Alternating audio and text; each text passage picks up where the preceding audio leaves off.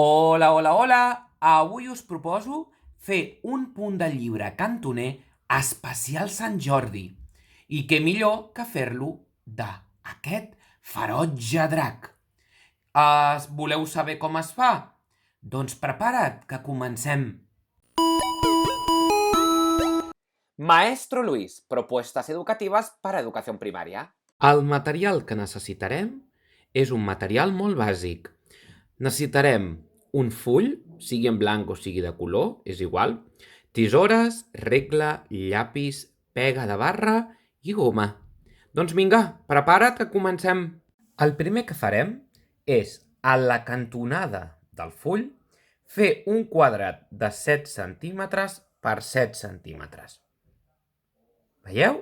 7 centímetres per 7 centímetres. 7 i 7. Recordem que un quadrat és un polígon de 4 costats en què els seus 4 costats mesuren exactament igual.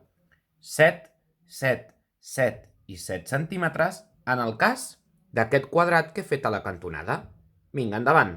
I ara diràs, ei, Lluís, ens havies dit un quadrat de 7 per 7, però aquí en veig un altre. Sí, perquè aquest és el segon pas. Farem un quadrat exactament igual, 7 per 7, just a sobre d'aquest. Per tant, vull que et quedin dos quadrats igual, de 7 centímetres en els seus costats. Un a sobre de l'altre. Així t'ha de quedar el full. I com no hi ha dos sin tres, doncs ara, tachant, ha aparegut el tercer quadrat, just a l'esquerra del primer que havíem fet. Et repasso l'ordre. Primer, fem un quadrat de 7 per 7 centímetres a la cantonada. Segon, fem un altre quadrat igual a sobre del primer. I tercer, fem un altre quadrat de 7 per 7 centímetres al marge esquerre del primer quadrat. Sí? Una cosa que no he dit al moment. Necessito que no apretis gaire amb el llapis, perquè després hem d'esborrar cosetes, vale? Per tant, sigues delicat i no marquis massa amb el llapis perquè després es veurà, d'acord? Doncs ens ha de quedar el full així.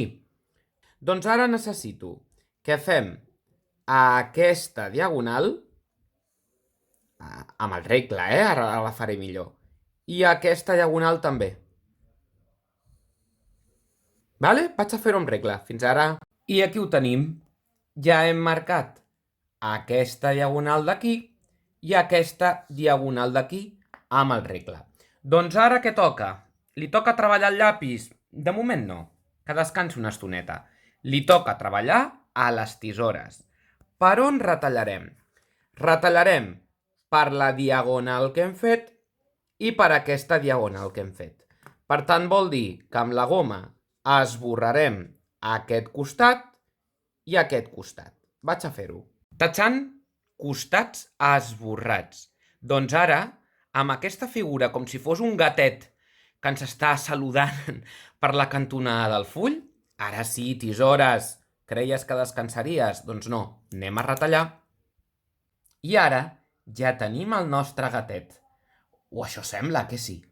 D'acord, doncs el que et demanaré és, per aquesta línia d'aquí i per aquesta línia d'aquí, farem un plec.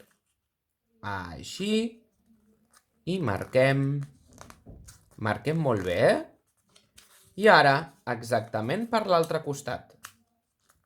Així. D'acord? I un cop ho tinguem fet, agafem la goma i esborrem les línies que ens han quedat.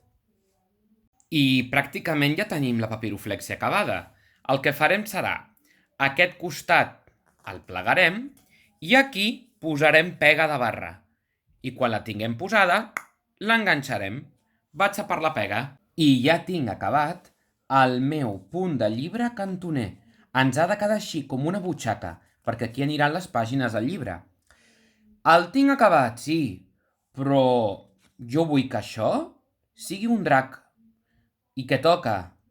Sí, m'has llegit la ment. Toca decorar. Ja tinc molts accessoris acabats i ara és hora de muntar el drac. Aquí tenim el nostre punt de llibre cantoner de Sant Jordi, amb aquest drac tan ferotge. Què diu el drac? Ah, sí, m'està dient que us subscriviu, que li dongueu like, que activeu la campaneta i que m'escriviu. Molt bon Sant Jordi, adeu! Maestro Luis, propuestas educativas para educación primaria.